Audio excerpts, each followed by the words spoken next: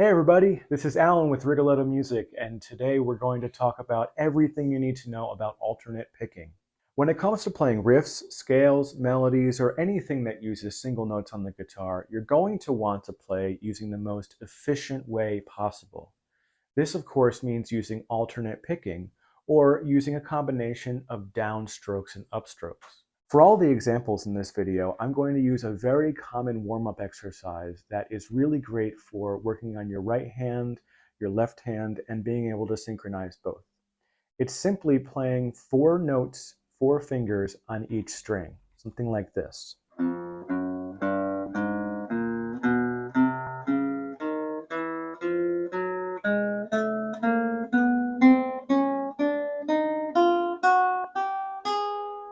Also in this video, we're going to use a metronome, which can really help you understand how the downstrokes and the upstrokes interact with the beat while you're playing them.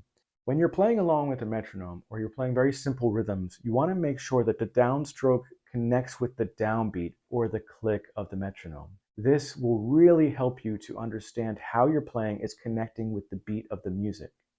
I'm going to put the metronome on at 100 BPM, and I'm going to play this warm-up exercise using all downstrokes.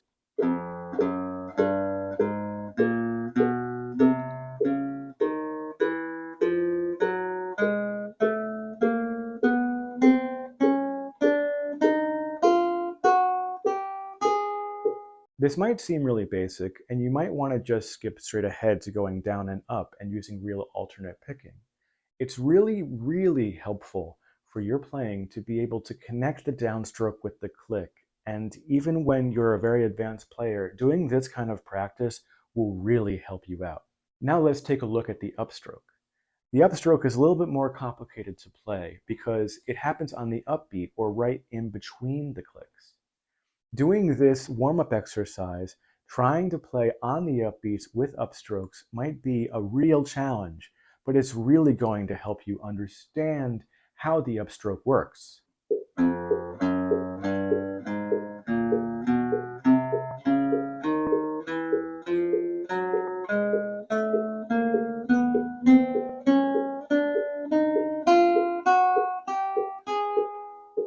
That's totally different, right? It takes a lot more focus to be able to do the upstrokes on the upbeat than the downstrokes on the downbeat.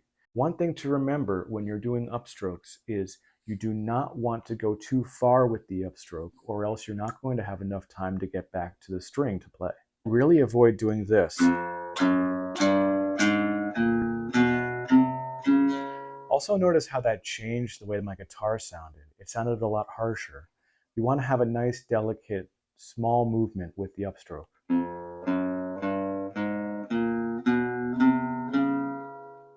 Now let's throw both of the strokes together. So I'm going to play eighth notes here, which means I'm going to play a downstroke on the downbeat and an upstroke on the upbeat. This might actually feel a lot simpler than doing all downbeats and all upbeats because you're filling in all of that space with sound.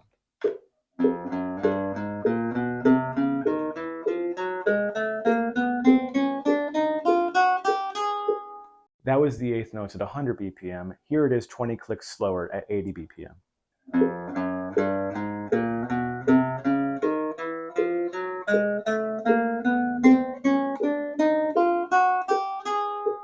When doing this exercise, it's also really helpful to go backwards, like so.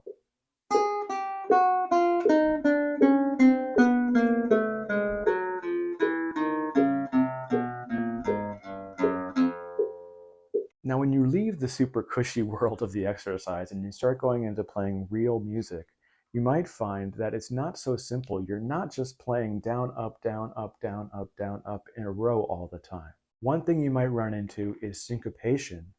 Syncopation is where the emphasis of a rhythm is on the upbeat instead of the downbeat. I really like to do this with the warm-up exercise to prepare myself for syncopation. The rhythm is down, up, down. It sounds like this. And if I were to count that, it's going to be 1 and 2 and 3. 1 and 2 and 3. Now if I were to repeat that, it would sound like this. 1 and 2 and 3 and 4 and 1 and 2 and 3 and 4 and 1 and 2 and 3 and 4 and 1 and 2 3 and 4 and. Using this rhythm along with the warm-up exercise is a really great way to bring some syncopation into your warm-up routine.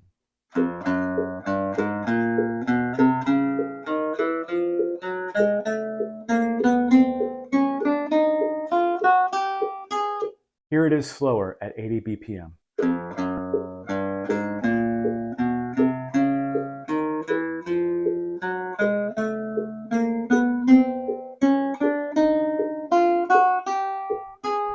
You have to really make sure you're sticking with the down, up, down, up, down, up, down, up picking pattern. When you're learning a new riff, it's really good to think about where each note falls in relationship with the beat.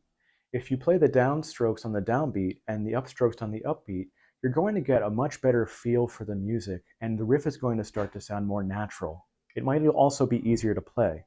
Thank you so much for watching. I hope you found this video helpful. Please be sure to subscribe, and if you have any questions, please leave them in the comments below. I'll see you in the next video.